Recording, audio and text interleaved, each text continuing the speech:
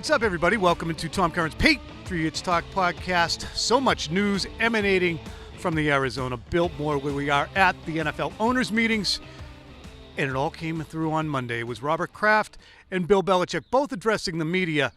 Let's hear what I thought was really the key to both men's statements when we talk about the future of the New England Patriots. First, here's Bill talking about reasons for optimism for Patriots fans. The last 25 years. We'll dig deeper on that, but here's Robert Kraft when asked pointedly by Greg Bedard of the Boston Sports Journal whether or not a bad performance by the Patriots in 2023 could result in the dismissal of Bill Belichick, or whether Don Shula's record needs to be broken here in New England by Belichick. Belichick, of course, 19 wins shy of breaking that record. Look, I'd like him to break Don Shula's record, but I'm not looking for any of our players to get great stats. That isn't. We're about winning and doing whatever we can to win, and that's what our focus is now. And it's very important to me that we make the playoffs, and that's what I hope happens next year. Doesn't this carry shades of 2019 with it pretty blatantly? The Brady-Belichick conversation, the no guarantees going forward that Belichick really was affording Brady when he asked him to go year to year, when he wouldn't give him an extension, when he gave him a 2-year extension that was basically a 1-year extension in 2019, when he made him sing for his supper in 2018 with 5 $1 million incentives that Brady needed to hit. Now we are in 2023, and over the past 3 years that Bill Belichick is not really bringing to light when he says, think about the last 25, the Patriots have gone 7-9, 10-7, and 8-9. In their lone playoff appearance in 2021, they got their collective asses handed to them by the Buffalo Bills.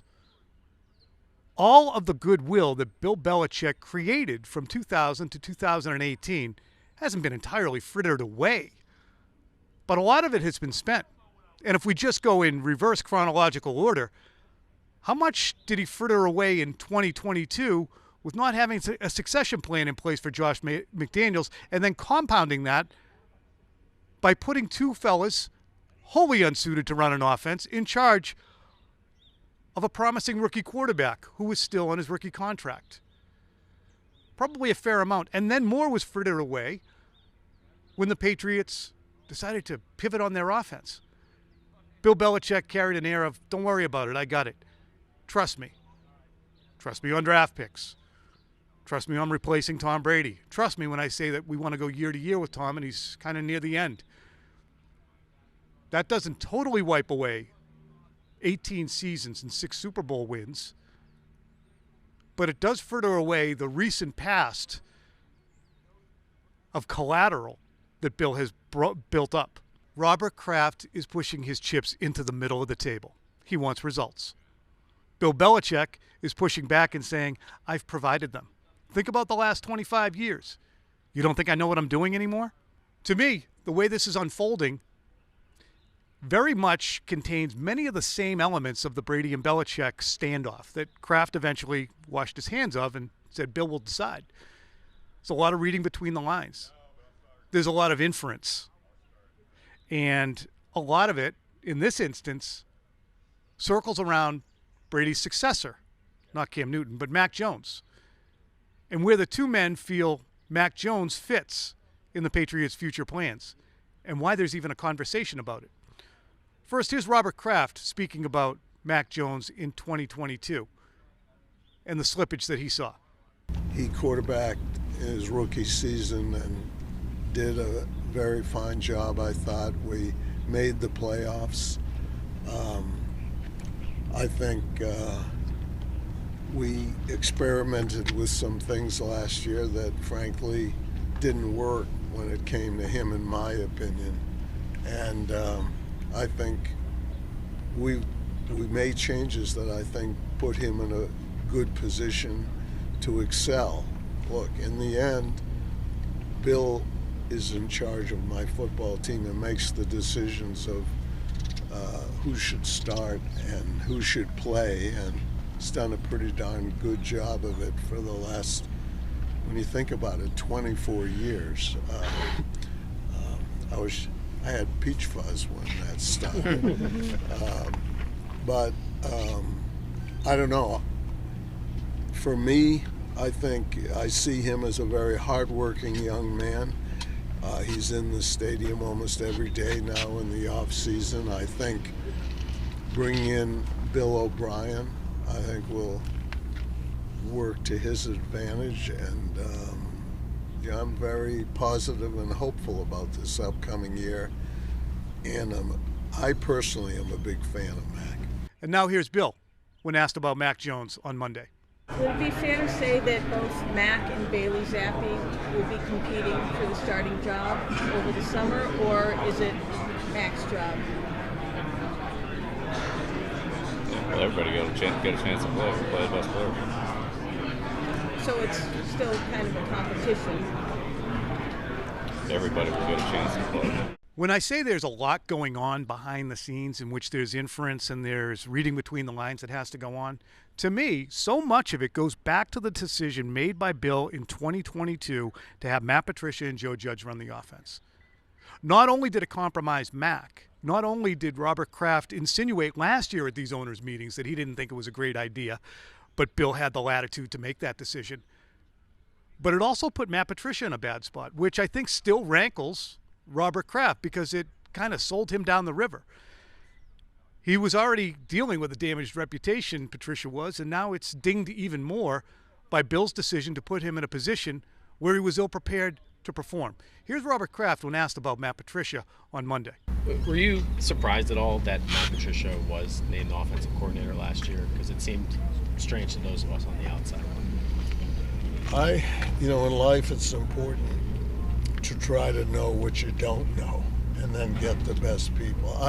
I'm in no position to know whether going in that's the right thing. He's a very good guy, very smart, an engineer, works hard, and I think he got put in a difficult position, and I think it was sort of an experiment, and he worked very hard at it, and in retrospect, I don't think it was the right thing. And I feel bad for him because he's such a hard worker. He got put in a difficult position. Think about the landscape in which that decision was made. Robert Kraft, the previous year, had criticized the Patriots drafting, said it needed to be better. Then he follows up in 2022, after a 2021 playoff appearance, and says, I want a playoff win. Yet the team made a decision in Mac Jones' second year as a quarterback after a promising rookie year in which Bill Belichick said he made drastic improvement in the offseason and decided to strap him to an offense in which he was probably more suited to be professor than the guys who were teaching him. That rankles. And that, to me, refers back to the disconnect between Bill Belichick saying, you should have optimism because of the last 25 years, and Robert Kraft in turn saying, this is a business. What have you done for me lately? That's what it comes down to, success. And Robert Kraft is pushing Bill Belichick on that topic. What this really amounts to is kind of a conversation about what do we do about Bill? And that to me is heresy, sacrilege, and reality all rolled into one. I mean, I don't blame Bill Belichick for sitting there and saying, look at the last 25 years. Robert, if you want to have a $6 billion franchise, you wouldn't have gotten it without me. I built this. I built this from 2000 on. I found Brady. I developed Brady. Brady turned into Brady because of me. Those 6 championships, those 9 Super Bowl trips, the global brand that you have, I'm the fountainhead from which it flowed. Now, Robert Kraft can look at that and say, yep, I hired you, just like you hired Tom. I stayed out of your way. I made sure that the relationship between you and Tom for the last decade prior to him leaving remained amenable, remained something that was sustainable, allowed us to win 3 more Super Bowls. So there's a credit grab, perhaps. And there's also a disconnect between whether or not Bill Belichick believes that he has a never-ending reservoir of goodwill that should exist. So when we talk, too, about what to do about Bill, that sacrilege, that heresy, and that reality does involve his age. He'll be 71 this year. Jerod Mayo, who the Patriots released a statement was being courted to sign an extension, has signed an extension. He stayed away from a head coaching opportunity in Carolina, rebuffed that interview. He didn't take a defensive coordinator interview in Cleveland. He has stated, Jerod has, that he wants to be a head coach. So if he didn't feel as if he would be a head coach, and he's turning down head coach interviews, ipso facto, head coach O'Hero, perhaps. Robert Kraft addressed the Jerod Mayo situation and what he foresaw as the arc of his career.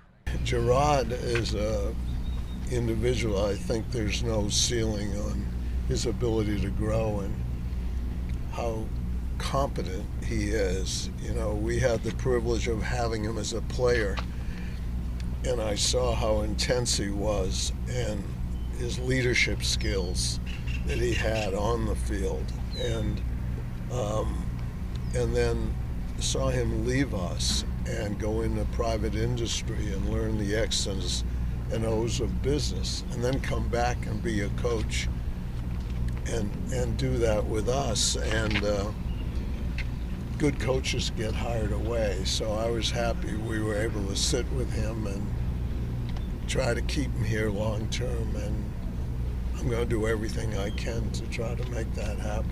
What do you envision for Jerod Mayo going forward? You said you wanted to be here long term. I hope he's here made with no us. secret of his aspirations to one day be a head coach. Will those ever have the opportunity to? There's no ceiling on his ability to be a head coach, and he'll be a head coach, and I'm sure of that. I hope, he's with us, so we'll see what happens. Is he getting a title bump, like assistant head coach or anything like that? Again, this is Jimmy Garoppolo to Bill Belichick's Tom Brady. They are finding a way, as they should, to make sure that the team doesn't slip. The team continues its characteristics. The team has its brand and its philosophy carry forward after Bill's done. It's awkward, to say the least, because Jerod Mayo is, in many ways, the football offspring of Bill Belichick. And as you prepare for a succession, does Bill celebrate that succession? Does Bill feel good about the idea that Jerod Mayo may succeed him? I would imagine so.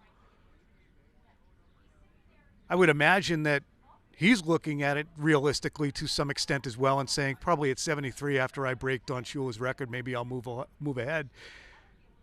And the guy that I drafted, brought back to the fold from the business community and Quickslants, and hired as a coach, succeeds me and has so many of the principles that I helped to instill in him going forward.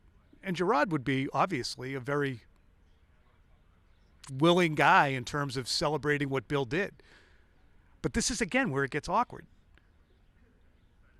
As intact as their relationship seems to be, is Bill at all off-put by the notion of this constant conversation that's starting to emanate as to what do we do about Bill? And the notion that Robert not only made sure that it was stated that Jerod Mayo was sticking around, but also made sure that it's been understood that he wanted Bill O'Brien to be the offensive coordinator, and he was in many ways the one who pushed that idea forward. Again, Robert wants to be shown and have it understood that he is the one who's pushing forward the Patriots franchise into the 2020s, that he is the one ensuring its future. So often we've heard in the last few weeks as people pine for the Patriots to spend more money and get that wide receiver one that's going to change everything for them, that Robert Kraft won't let Bill Belichick spend. That Robert Kraft should make sure that Bill feels enabled to go and do whatever he wants to. Robert Kraft has 1,000,000% heard that. because when he spoke to Greg Bedard yesterday, he made sure that Greg Bedard had his tape recorder rolling so he could get on the record the limitations on spending that Robert Kraft enacts on Bill Belichick.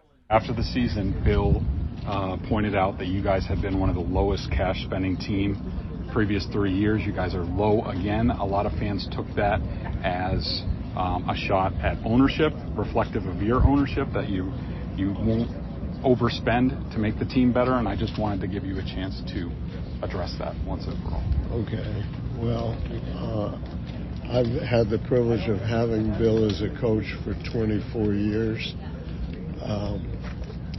He has never come to me and not gotten everything he wanted from a cash spending. We have never set limits. You know, think about it. We're the only team in America who built a stadium 100% private, no public money. We're even reimbursing for the infrastructure bonds that were taken out, and we had no personal seat licenses. I remember being a fan, and so we've committed tremendous capital just to the stadium. The team is more important to me. We have never had a situation where we didn't commit the cash capital needed. And I don't know how that got started, but Bill in 24 years has never come to me and not gotten every dollar he's wanted. And the other thing, and I think maybe it was taken out of context, because we spend to the cap every year. I mean, the teams who really spend over the cap are teams who make big capital commitments to players. And so your cash over cap, it's always got to come out, you know, to balance out.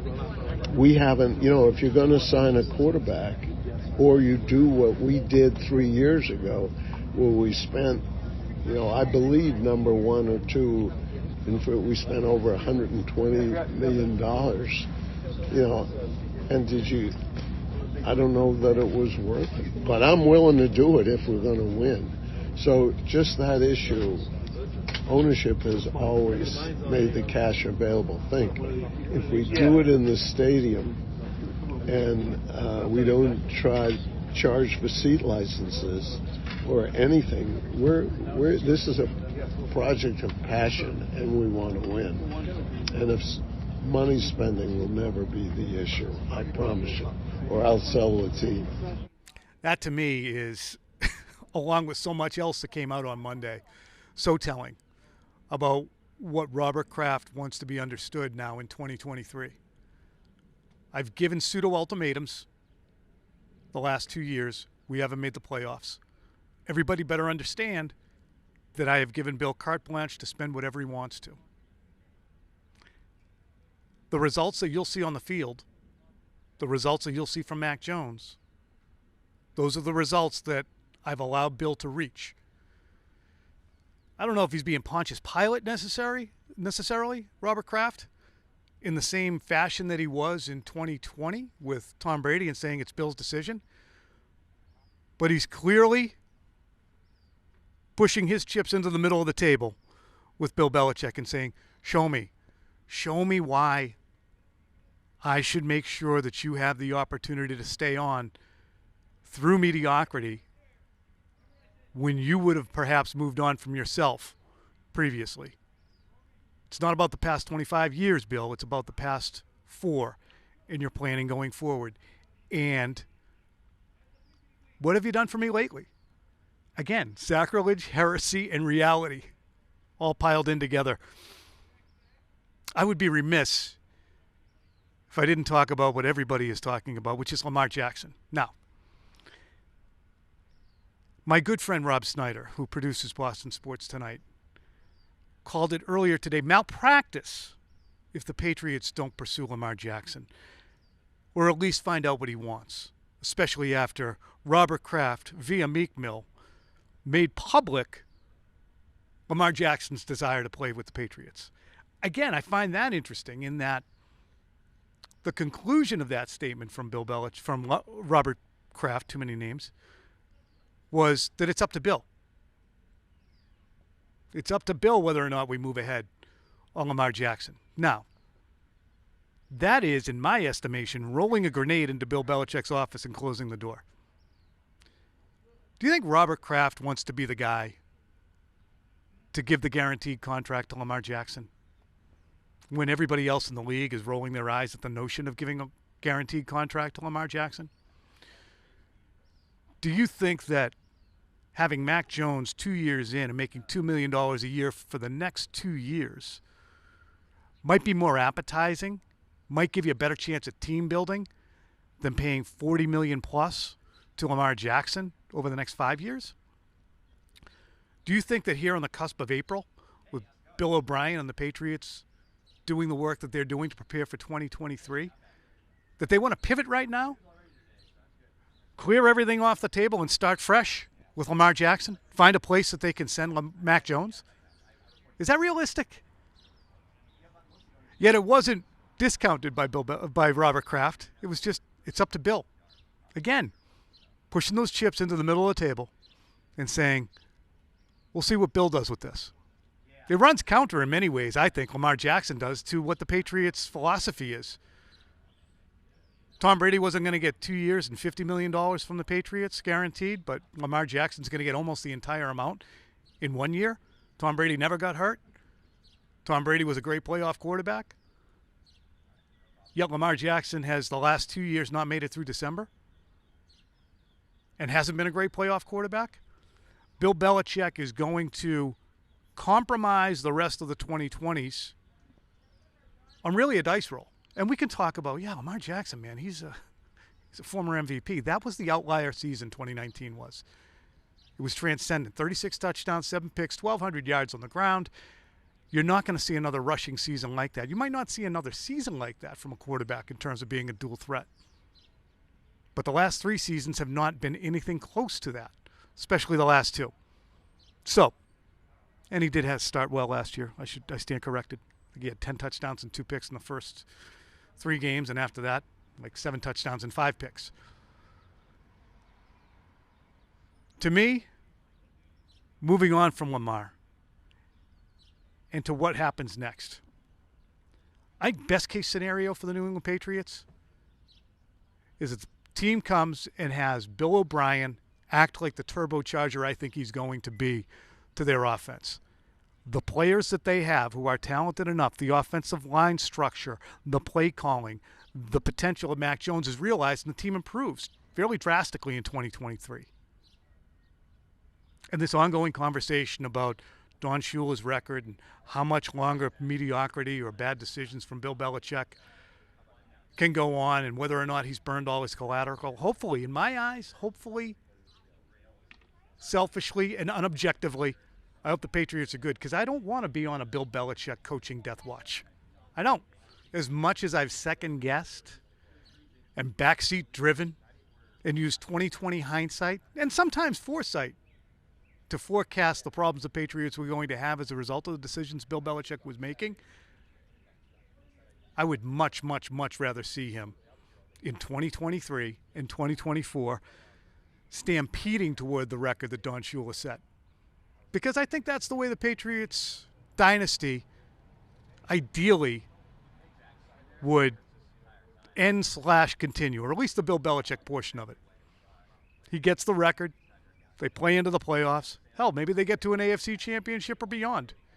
And Bill Belichick is carried off the field by Mac Jones and Jerod Mayo, and then in 2025, Jerod Mayo is your head coach, and they continue on. I think ideally, that's what you're hoping for if you're a Patriots fan. Worst case, 8-9. The potential of 2023 ends up in embers, and Mac Jones regresses while wherever Lamar Jackson goes, he's transcendent. And then you find a Patriots team that's making a hard decision and taking a long look at how far away Bill Belichick is from that Don Shula record and whether he's entitled to stick around until he breaks it. Let's keep our fingers crossed for the first scenario, huh? All right, we'll see you guys again on Thursday. Thank you to the Skull Crusher John Henry back in Massachusetts for cobbling this together. this monologue. I mean, there's so much that went on. I could have had a guest here, but there's a lot to process, a lot to think about. So I miss Phil, clearly, and we'll see if we can drag him back from Baby Watch at some point to get his feelings on it, because they are indispensable. Enjoy yourselves. Have a great rest of the week.